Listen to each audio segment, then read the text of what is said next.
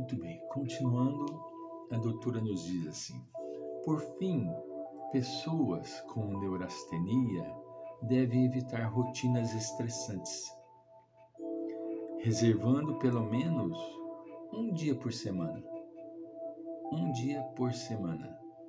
para o descanso, de preferência em locais tranquilos, agradáveis, com bastante ar puro, se possível vegetação.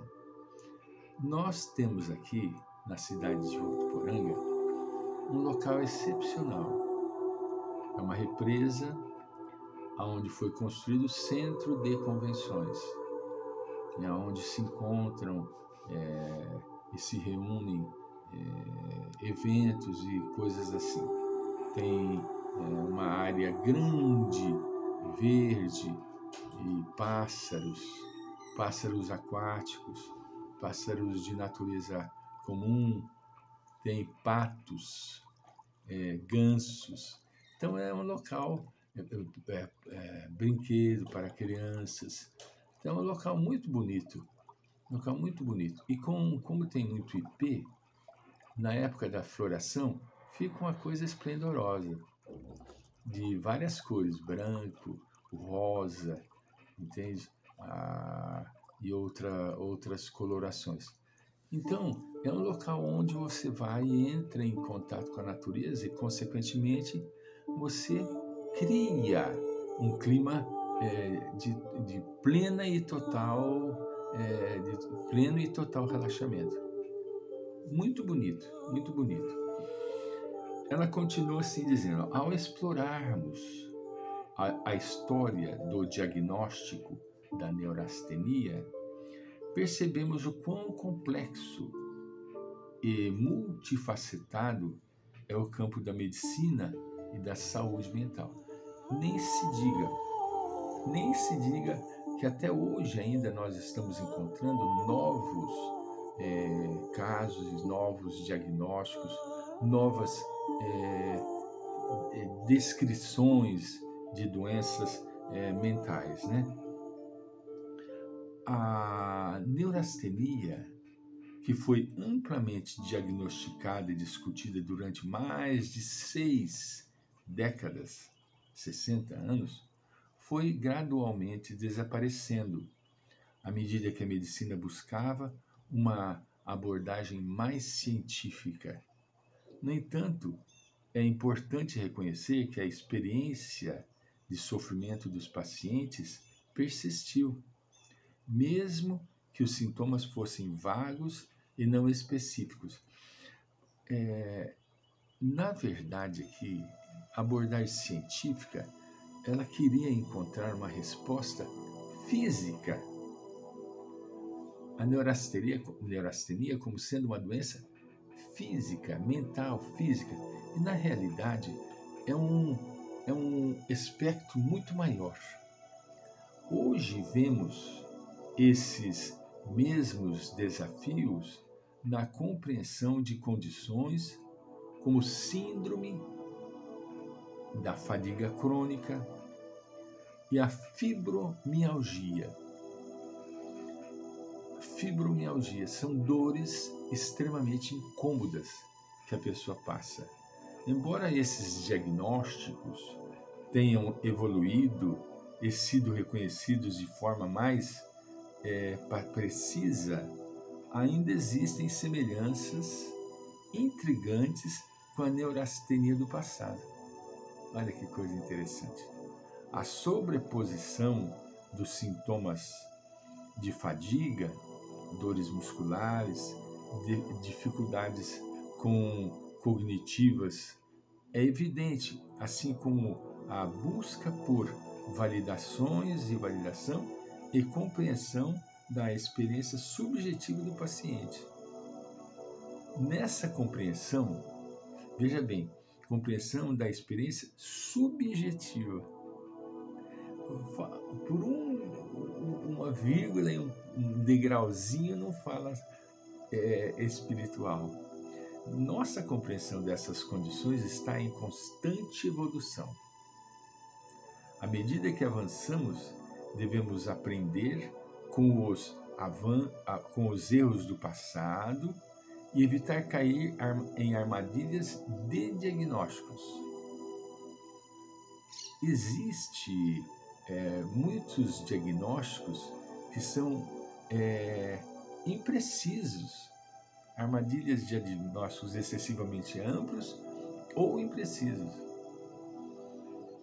É fundamental reconhecer a intenção e a interação complexa entre corpo e mente, entendendo que os fatores psicológicos e sociais desempenham um papel crucial nas manifestações físicas dessas condições, mas prepondera o fator emocional e psíquico.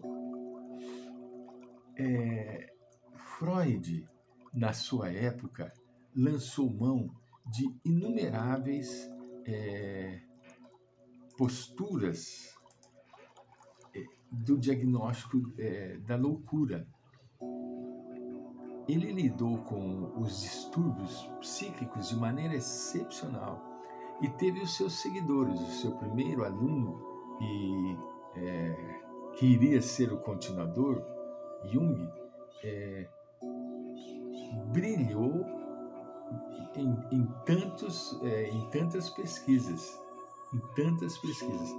mas todos esses elementos maravilhosos, todos esses grandes pesquisadores ficaram por desejar por causa do quê? Pelo problema espiritual. Eles não tocaram nessa tecla. E essa é uma tecla excepcional, importantíssima, não é? É importante que a gente entenda a conotação da ciência médica, e agora nós vamos colocar a conotação da ciência espiritual, filosófica espiritual, tratada por Joana de Ângeles. Psicogênese da neurastenia. A neurastenia, entre ela, anteriormente conhecida como debilidade dos nervos, passou a ser introduzida nos estudos psiquiátricos a partir das propostas do americano Baird, em 1879, facultando que, em 1894, Müller apresentasse um estudo bem elaborado, embora sintético, sobre essa síndrome perturbadora. Ainda no século XIX, Vermichael definiu o extremo cansaço de qualquer natureza, físico, emocional e mental, como responsável pelo desencadeamento desse transtorno neurótico. Porque neurastenia é um transtorno neurótico. Já deu para nós entendermos na fala até então, né? Vivia-se, então, o período dos estudos da histeria, havendo merecido de Pierre Janet e outros estudiosos associá-la, bem como os seus efeitos, à disfunção orgânica geradora do processo de conversão. À medida que os avanços do conhecimento ampliaram o estudo dos transtornos neuróticos e psíquicos, e principalmente os psicóticos, e a bioquímica facultou serem entendidos em maior profundidade, eliminou-se a possibilidade de que substâncias específicas fossem responsáveis pela erupção da neurastenia.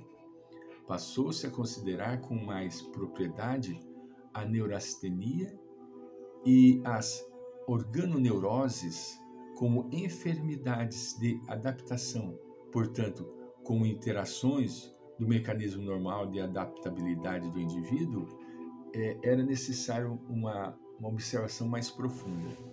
Entretanto, Cuidadosas observações, como por exemplo as de Cannon, constataram um aumento de secreção da adrenalina sobre a atividade muscular, avolumando por consequência a combustão do glicogênio e produzindo a diminuição do nível da glicose no sangue, afetando o sistema neurovegetativo.